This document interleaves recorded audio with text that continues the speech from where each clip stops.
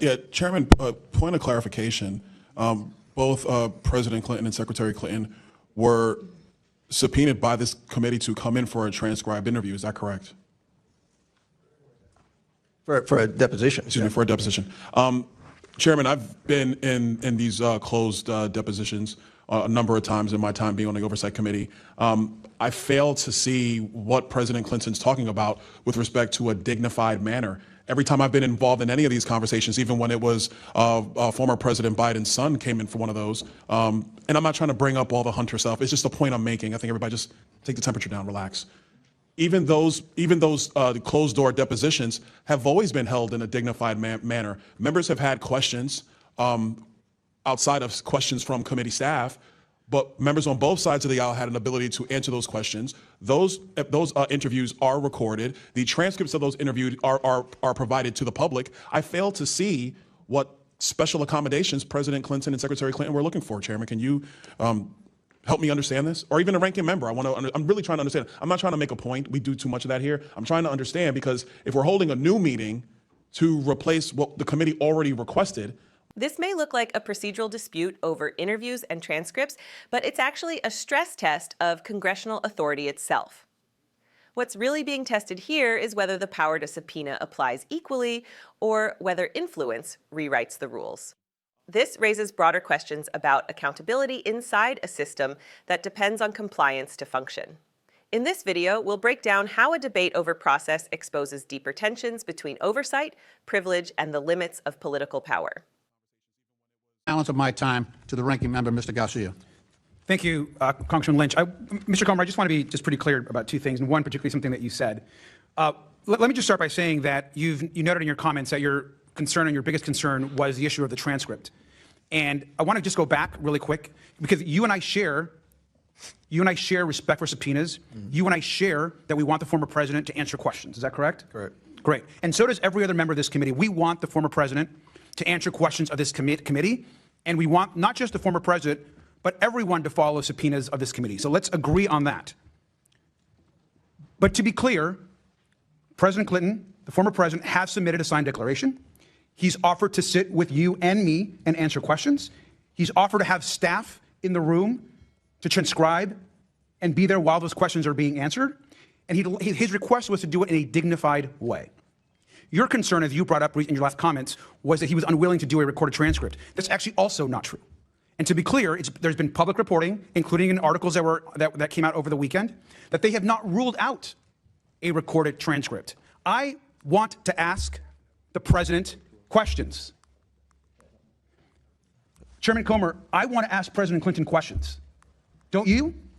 That's why we're here. I want to ask President Clinton questions and a recorded transcript, and with our members of our staff. Would you like to do that also? May I make a comment on the transcript?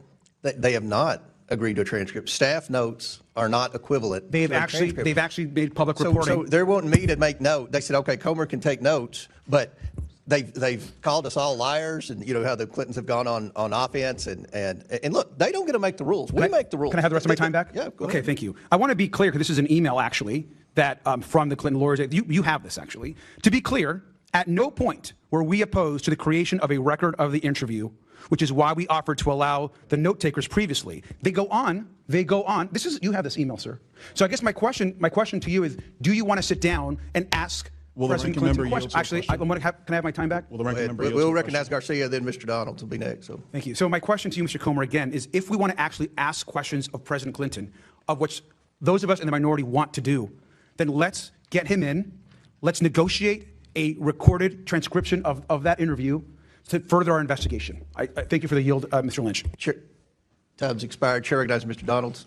Yeah, Chairman, point of clarification. Both President Clinton and Secretary Clinton were subpoenaed by this committee to come in for a transcribed interview. Is that correct?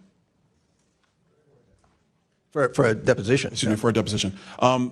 Chairman, I've been in these closed depositions a number of times in my time being on the Oversight Committee. I failed to see what President Clinton's talking about with respect to a dignified manner. Every time I've been involved in any of these conversations, even when it was former President Biden's son came in for one of those, and I'm not trying to bring up all the Hunter stuff, it's just a point I'm making. I think everybody just take the temperature down, relax. even those closed door depositions have always been held in a dignified manner. Members have had questions outside of questions from committee staff, but members on both sides of the aisle had an ability to answer those questions. Those interviews are recorded. The transcripts of those interviews are provided to the public. I fail to see what special accommodations President Clinton and Secretary Clinton were looking for. Chairman, can you help me understand this? Or even a ranking member. I'm really trying to understand. I'm not trying to make a point. We do too much of that here. I'm trying to understand, because if we're holding a new meeting to replace what the committee already requested, my question is why? Mr. Garcia is willing to answer the question. Yeah. Thank you, Mr. Donalds. I appreciate the question. Look, I think the committee first, I'm not here to defend the Clintons, to be clear. That's their job is to negotiate with the committee. And in this case, you have the majority. Their job is to negotiate with the majority on coming in for a binding subpoena, to be clear. But I'll also note that this committee has historically made accommodations for a variety of folks. In fact, I think it is a bit hypocritical that when this very subpoena for the Clintons were actually made, I believe there were an additional 5 to 6 other subpoenas that were issued to numerous other members of former administrations, attorney generals, and so forth. Every one of those other subpoenas, I think maybe with the exception of one, were given special accommodations. In fact, they were actually allowed to just send their responses in writing. Is that correct, Mr. Comer? That is. May I respond to that? Yes, in just 1 second. And so accommodations are made. And so while every other folks in that group were given special accommodations, that's been typically the case. And I'll finally say just this. Like you, I want to have President Clinton answer questions. I think they are trying to negotiate that with the majority, and they have been clear that it being transcribed is not an issue. They've not ruled that out. And so let's negotiate with the Clintons, and let's get them to answer our questions. I mean, Chairman, since I guess we're on my time, and by the way, ranking member, thank you for that. I appreciate that. Chairman, you were mentioning you were going to inject your commentary with respect to special accommodations that have been made for previous witnesses. I don't know if you want to expound on what the ranking member said or not. I would love to. So, first of all, you talk about ongoing negotiations. We have been negotiating for 5 months. This is clearly a stall tactic, hoping that the time clock runs out and the House flips and that you all let them off the hook. But secondly, you mentioned, and I mentioned this in my open statement, there were names on that initial list with the Summerlee motion and the Scott Perry amendment, Attorney General Holder, Lynch, Sessions, and Garland, as well as Comey. They all complied and had written statements under the penalty of perjury that they had no knowledge of anything with Epstein, that they weren't directly involved in the investigation and basically had no personal relationship. I think we would all agree the Clintons had a personal relationship with both Epstein and Maxwell. It's from the evidence that we've received thus far from the estate and all the other documents that we have thus far, it appears that Jeffrey Epstein visited the Clinton White House 17 times while he was president. And then post-presidency, it appears that Bill Clinton flew on Epstein's plane at least 27 times. So there's a huge difference between the knowledge and relationship with the Clintons and Epstein and Maxwell versus the former attorneys general. And another note, I don't know if it was Mr. Bell or whoever said that we only are interested in Democrats. We grilled Bill Barr and Alex Acosta, and they are very Republicans. In fact, they were members of the Trump cabinet. I've been on the Oversight Committee 9 years. We've had 4 other committee chairs. We've had Jason, since I've been here, we've had Jason Chaffetz, Trey Gowdy, Elijah Cummings, and Carolyn Maloney. I don't ever remember a time, and I could be wrong. If I am, I'm sure you all will correct me, but I don't remember a time when Carolyn Maloney or Elijah Cummings subpoenaed a high-ranking Democrat to come in for a grilling. So to imply that this is partisan, that is just simply not true. We've already had 2 very high, the former Attorney General of the United States under Trump and the former Labor Secretary and U.S. Attorney. So we've done that. And then one other thing with the Clintons, and I'll yield back. One of the arguments the Clintons made, Mr. Garcia, was that our subpoenas were unlawful. Do you agree that the subpoenas we issued the Clintons are unlawful? I believe that all of our subpoenas that we have issued have been lawful, sir. Okay.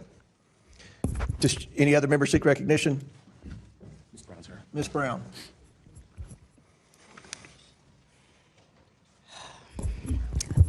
Ms. Brown. Thank you, Mr. Chairman. It's clear to me that the purpose of this meeting today is just to continue this committee's agenda of political theater, plain and simple. Democrats have been very clear, abundantly, repeatedly, and without room for ambiguity. We want to hear from anyone who has information about the Epstein crimes. And yet, when former President Clinton and former Secretary Clinton offered to cooperate with this committee, to submit sworn statements, to provide what they know, to engage in good faith, the majority said no. And that's what brings us to why we are really here today. The majority is rushing to hold in contempt two private citizens who have demonstrated their desire to cooperate with this committee and who have called for the release of every file on Jeffrey Epstein, all while the Department of Justice and Attorney General Pam Bondi are breaking the law in plain sight. Here are the facts. The DOJ was required by statute to release the Epstein files by December 19th, 2025. The deadline has passed by more than a month. And what have we received? 1%. 1% is not compliance. 1% is not transparency. 1% is a cover-up. What about the 1% they actually release? We've seen redactions that are extensive, unusual, and very likely illegal. And what's more, the Epstein Files Release Act, passed by supermajorities in this Congress and signed into law by this president, required the DOJ to send a report to Congress by January 3rd, 2026. More than 2 weeks later, what have we received from the DOJ? Nothing. So if my colleagues on the other side of the aisle were really serious about uncovering the truth and government and accountability, we would be demanding answers from the administration. We would be demanding answers from Attorney General Bondi. We would be demanding the release of the 99% of the Epstein files still sitting at the DOJ. So I have some very simple questions. Where is the subpoena for Attorney General Bondi? Where is the hearing on DOJ's failure to comply with the Epstein Files Transparency Act? Where is the accountability for the redactions page after page after page? This vote feels less like oversight and more like a distraction. A distraction from the DOJ's lawlessness, a distraction from a broken promise of transparency, a distraction from the embarrassment of a co-equal branch of government choosing complicity over accountability, and a distraction from survivors who deserve this truth. If this committee is serious, then we must hold the Department of Justice accountable. Release the files, all of them, and stop playing politics with justice. Survivors deserve better. And with that, I yield the balance of my time to the ranking member.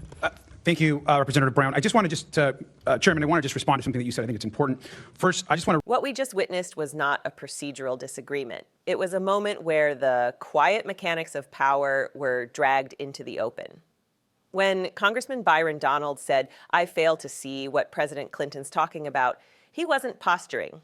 He was articulating something far more unsettling, a question that has echoed through Congress for decades. Why do the rules seem firm for some, flexible for others, and negotiable for those with the right last name? In that moment, the room shifted, not because of volume or spectacle, but because of clarity. Donalds laid out what many Americans instinctively understand, but rarely hear spoken so plainly inside the halls of Congress. Closed-door depositions are not humiliating. Recorded transcripts are not extraordinary. These are standard tools of oversight used again and again by Republicans and Democrats alike. And yet, here we are, debating whether two of the most powerful figures in modern political history deserve a separate set of expectations. This hearing exposed a deeper tension than subpoenas or transcripts. It revealed the fragile line between accountability and accommodation, between justice as a principle and justice as a negotiation. Members on both sides spoke about respect for subpoenas, about shared goals, about wanting answers. But as the minutes passed, it became clear that agreement on language does not always translate to agreement on action. When subpoenas are issued, they are not suggestions. They are not invitations to bargain for preferred conditions. They are instruments of a co-equal branch of government asserting its constitutional authority. And yet, 5 months of negotiations, 5 months of delay, 5 months in which the clock keeps ticking. Chairman Comer's words cut through the procedural haze when he called it what it appeared to be a stall, not a misunderstanding, not a scheduling conflict, a calculated strategy to wait out political time, to see whether shifting majorities might erase inconvenient demands. This is not a new story in Washington. It is an old one. What made this moment different was the contrast drawn so clearly on the record. Other former officials, other powerful names. Other administrations, they complied. They submitted statements under penalty of perjury. They answered within the framework Congress established. No bespoke process, no special lane. And then there is the undeniable factual record discussed openly in the hearing, a level of proximity and familiarity that raises legitimate oversight questions, not rumors, not conjecture. Documented interactions that Congress has a duty to examine. Oversight does not depend on popularity, party, or legacy. It depends on facts and authority. Still, the debate widened. Representative Garcia argued that accommodations have been made before, that negotiation is normal, that cooperation is being discussed behind the scenes. Representative Brown reframed the moment entirely, calling it political theater and shifting focus toward failures elsewhere in government. These arguments matter because they illustrate how power deflects scrutiny, not always by denial, but by redirection. One side says this is about equal application of the law. Another says it's about misplaced priorities. And somewhere in between sits the American public, watching institutions talk past each other while trust erodes in real time. This hearing wasn't just about 2 subpoenas. It was about whether the idea of accountability still has weight when it brushes up against entrenched influence. It was about whether Congress believes its own authority is something to defend or something to barter away when it becomes uncomfortable. When members argued over transcripts, what they were really arguing over was permanence. A record that cannot be walked back. Words that cannot be reinterpreted years later. Accountability that lives beyond press, releases, and talking points. That is why this matters.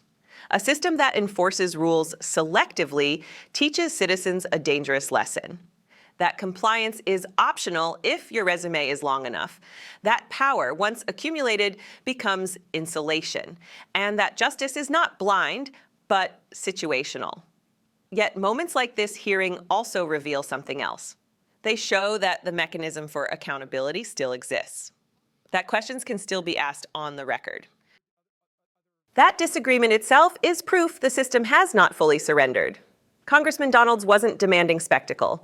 He was demanding consistency, and consistency is the quiet foundation of legitimacy. In the end, this is not about one family or one committee. It is about whether oversight is a constitutional duty or a political inconvenience. About whether laws bind everyone equally or only those without leverage. History will not remember every procedural motion, but it will remember whether this era chose transparency over hesitation, clarity over caution, and principle over comfort. Because once accountability becomes negotiable, it stops being accountability at all. If you believe the American system works best when power is questioned, not protected, support our work to expose the truth. Subscribe to Liberty Report USA.